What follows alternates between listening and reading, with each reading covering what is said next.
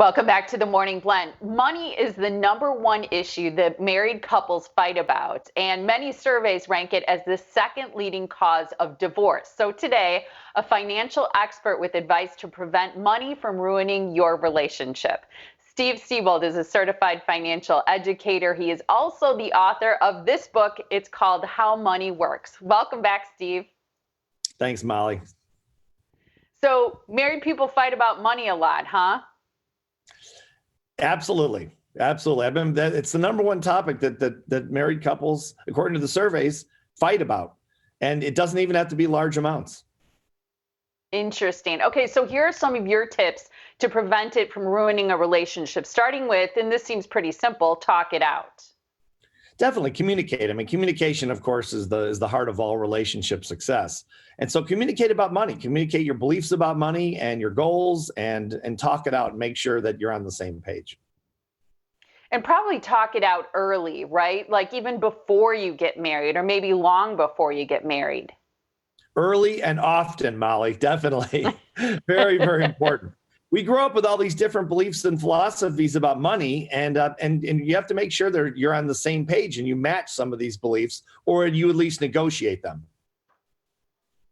One of your next tip is pick your battles. This is something that I've learned as a parent, especially having teenagers. How does it relate to couples and money?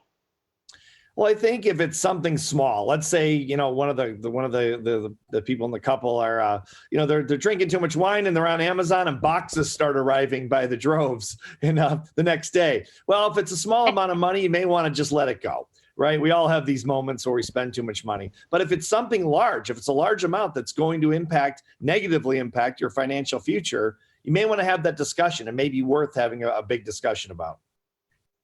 I like your third point, and you say dedicate some money just for fun. Why?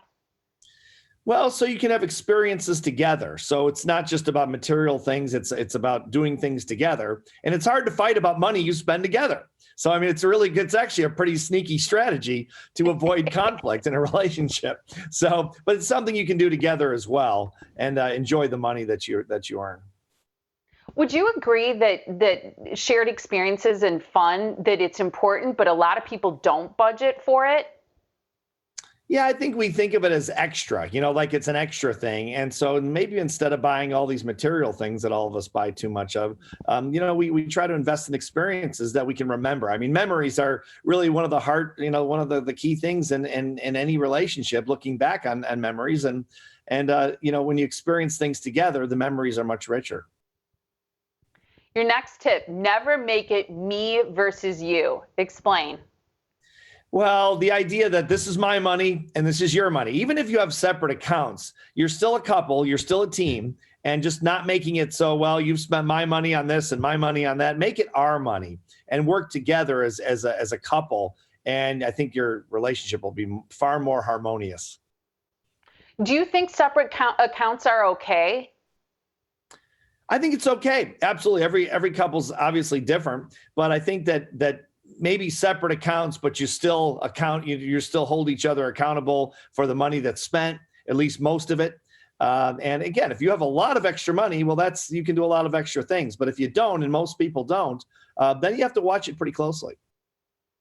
Your next and final tip to me falls into a category of easier said than done, because what you suggest is to take the emotion out of it, which is really hard for some people as it relates to money.